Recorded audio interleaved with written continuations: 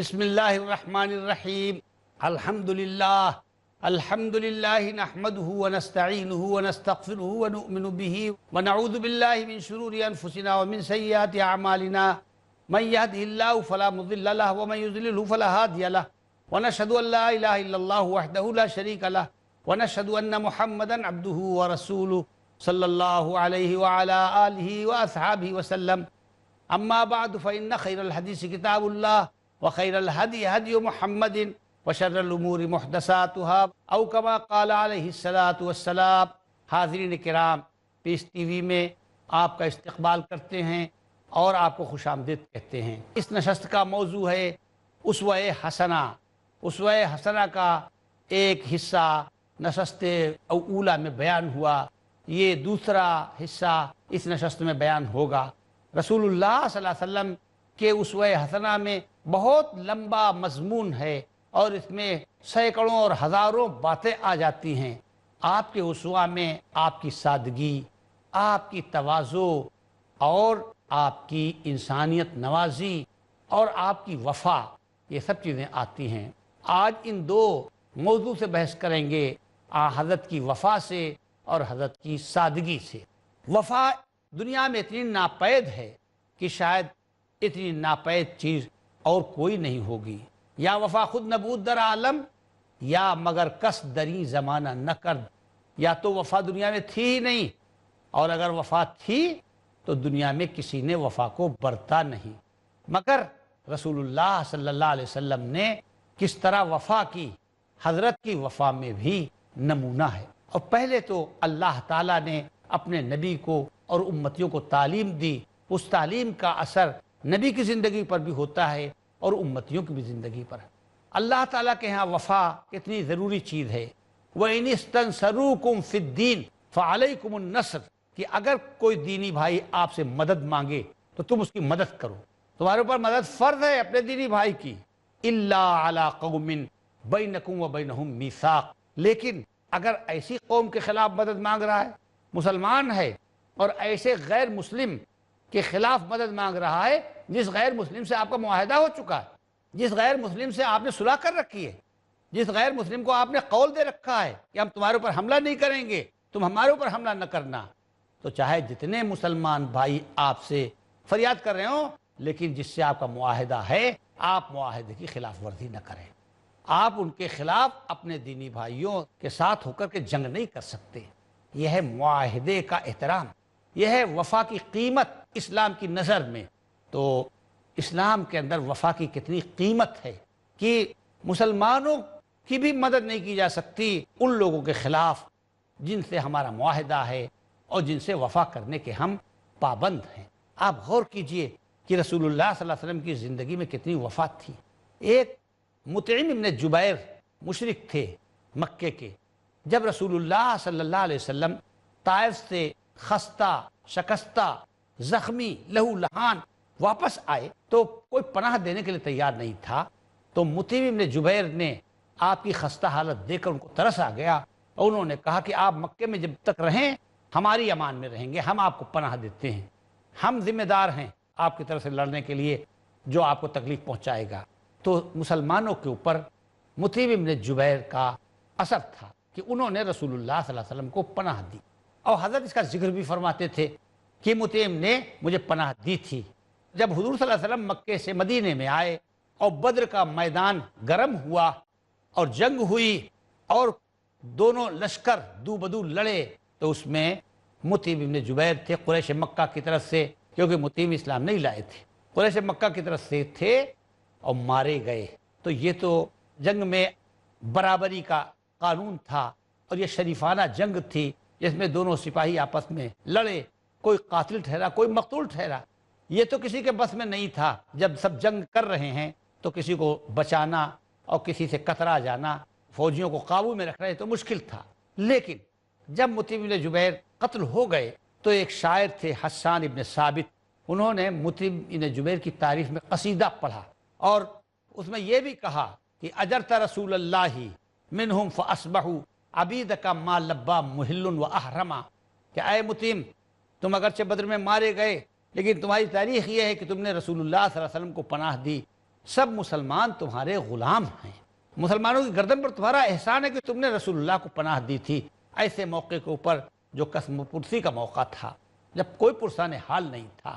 اور فلو انا مجدن اخلد الدہر واحدا من الناس ابقا مجدہ الدہر متعما، اگر عزت اور بزرگی کی وجہ سے آدمی سدا بہار رہتا اور کبھی موت کا ذائقہ نہ چکھتا تو مطعم بن جبیر ہمیشہ رہتا، کیونکہ وہ معزز آدمی تھا، شریف آدمی تھا۔ یہ اس کی شرافتی کی بات تھی کہ رسول اللہ صلی اللہ علیہ وسلم کو باوجود مخالف مذہب ہونے کے پناہ دی تھی۔ تو چونکہ مطعم ابن جبیر کا ایک احسان تھا، حضرت کو وہ چیز یاد تھی، اس لیے باوجود کہ مطعم بدر میں حضرت کے خلاف لڑنے کے لیے آئے تھے، ابو جہل اور ابو سفیان کے ساتھ لڑنے کے لیے آئے تھے، لیکن ان کا یہ احسان حضرت کو یاد تھا۔ ایسے موقع کے اوپر جب وہ مارے گئے، اگر کوئی اور ابو جہل کی کوئی تعریف کرتا تو حضرت کے لیے ناقابل برداشت تھا، لیکن مطعم بن جبیر کی جب تعریف ہوئی، ان کے شان میں شعر پڑھے گئے تو حضرت خاموش رہے بلکہ تائید کی۔ یہ کیا ہے؟ یہ رسول اللہ صلی اللہ علیہ وسلم کی وفا ہے۔ تھوڑا سا بھی کوئی احسان کر دیتا تھا تو حضرت اس کو بہت بڑا احسان مانتے تھے اور اس کو اسی طرح چکاتے بھی تھے۔ ایک دفعہ ایک صحابی ککڑیاں لے کر حضرت کی خدمت میں آئے، حضرت نے ان کے طباق میں، ان کی تشتری میں مٹھی بھر کے سونا رکھ دیا۔ یہ تھا حضرت کے اندر وفا کا مزاج، یہ تھا رسول اللہ صلی اللہ علیہ وسلم کا بدلہ دینے کا مزاج، نیکی کا بدلہ کس نیکی سے دیا کرتے تھے۔ تو رسول اللہ صلی اللہ علیہ وسلم نے حلیمہ سعدیہ، جنہوں نے حضرت کو دودھ پلایا تھا، ان کے قبیلے پر چڑھائی ہوئی۔ حنین میں قبیلہ حوازن، قبیلہ بنو ثقیف، طائف کے رہنے والے بنو حوازن، قبیلہ ثقیف حملہ ہوا۔ یہ وہ لوگ تھے۔ حنین کی لڑائی آپ جانتے ہوں گے کہ جب مکہ فتح ہو گیا تو حنین کے لوگوں نے اور حوازن نے اور ثقیف نے یہ کہا کہ مکے کے لوگ تیر اندازی سے واقف نہیں ہیں، مکے کے لوگ تجربے کار نہیں ہیں، آزمودہ کار نہیں ہیں، ان کو لڑنا نہیں آتا، ہم سے پالا پڑے گا جب مسلمانوں کو، تب سمجھ میں آئے گا کہ جنگ کیسی ہوتی ہے۔ یہ خبریں جب مجاہدین نے سنی تو سیدھا قصد کیا ان کا کہ لو تم سے بھی دو دو ہاتھ کیے لیتے ہیں۔ تو یہ لوگ پہاڑی کے اندر چھپ گئے اور چٹانوں کی آڑ میں رہ کر تیر برسانا شروع کر دیا۔ اب واقعی ان کے اتنی تیروں کی بارش تھی کہ مسلمانوں کے قدم اکھڑ گئے، بھاگ کھڑے ہوئے لوگ، مگر رسول اللہ صلی اللہ علیہ وسلم آگے بڑھ رہے تھے اونٹنی کے اوپر، اور دو تین آدمی رسول اللہ صلی اللہ علیہ وسلم کی اونٹنی کی نکیل پکڑے ہوئے تھے کہ حضرت تیز نہ دوڑائیں، اور آپ دوڑا رہے تھے، اسی طرف جدھر سے تیر آ رہے تھے، اور آپ فرما رہے تھے انا النبی اللہ کذب انا ابن عبد المطلب، میں سچا نبی ہوں اور عبد المطلب کی اولاد میں سے ہوں، جیسے عبد المطلب بہادر تھے اسی طرح میں بہادر ہوں، میں میدان جنگ سے ہٹنے والا نہیں ہوں۔ پھر اس کے بعد صحابہ نے چلا کے کہا الیہ عباد اللہ، اے اللہ کے بندو ادھر آؤ، رسول اللہ صلی اللہ علیہ وسلم کی طرف آؤ۔ تو سب لوگ آ گئے۔ اس کے بعد جب حلہ بولا اور حملہ کیا سب لوگوں نے جٹ کر، تو پھر حنین کے تیر اندازوں کے پیر اکھڑ گئے اور ان کو شکست ہوئی۔ 6000 آدمی قید کیے گئے، اور نہ جانے کتنے اونٹ اور نہ جانے کتنی گائیں اور نہ جانے کتنا سونا اور چاندی، یہ سب مال غنیمت میں آیا، اور عورتیں قید کر لی گئیں۔ تو لوگوں نے آ کے کہا حضور سے کہ حضرت اسی قبیلے سے حلیمہ بھی ہے جس نے آپ کو دودھ پلایا تھا، اور اس کے خاندان کی بھی عورتیں اور قیدی آپ کے پاس ہیں، تو کیا حلیمہ کے طفیل میں ہم لوگوں کو آپ آزاد کر سکتے ہیں؟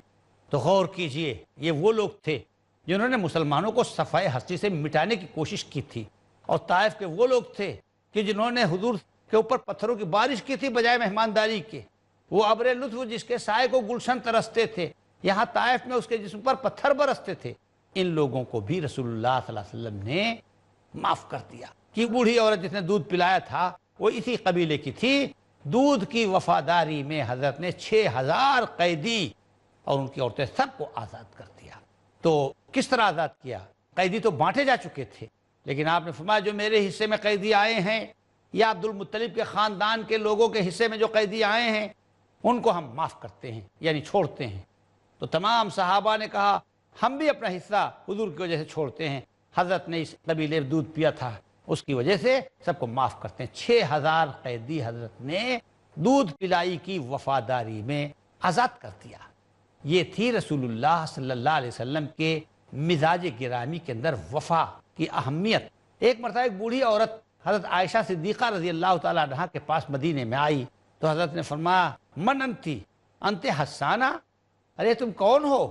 حسانہ ہو، مزنیہ ہو؟ تو اس نے کہا نام حسانہ یا رسول اللہ، ہاں میں حسانہ ہوں اللہ کے رسول۔ کیف انتی، کیف حالکم، تمہارا کیا حال ہے، تمہاری صحت کیسی ہے، تمہارے گھر کے احوال کیسے ہیں، کیف کنتم بعدنا، ہمارے بعد تمہارا کیا حال رہا؟ تو بہرحال حضرت نے بڑی اس کی پرسش کی۔ وقفہ ہو گیا ہے، وقفے کے بعد انشاءاللہ پھر حاضر ہوں گے۔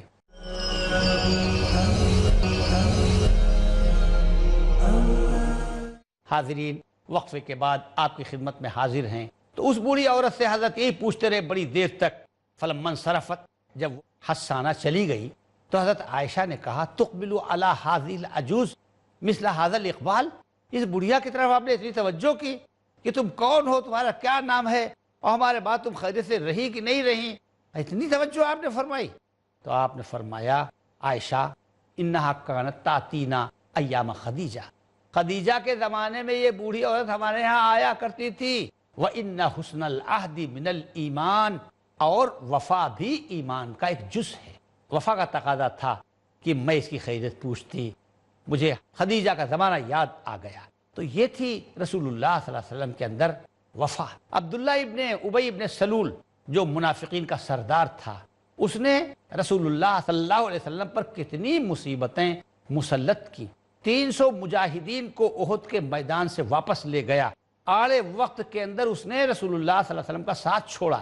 غزوہ بنو مستلق کے اندر انصار و مہاجرین کا جھگڑا کرا دیا اور طرح طرح کے جملے کہے کہ لاچار لوگوں کو اور پھٹیچروں کو تم لوگ باغوں میں حصہ دیا، تم نے اپنے مکانوں میں حصہ دیا، اب وہی تم کو ڈس رہے ہیں، تم نے آستین کے سانپ پال رکھے ہیں۔ یقولون لئن رجعنا الى المدینۃ لیخرجن الاعز منها الاذل، کہ جب ہم واپس جائیں گے تو طے کرو کہ جتنے عزت دار لوگ ہیں یعنی مدینے کے رہنے والے، وہ ذلیل لوگوں کو نکال دیں گے، یعنی باہر سے آنے والوں کو۔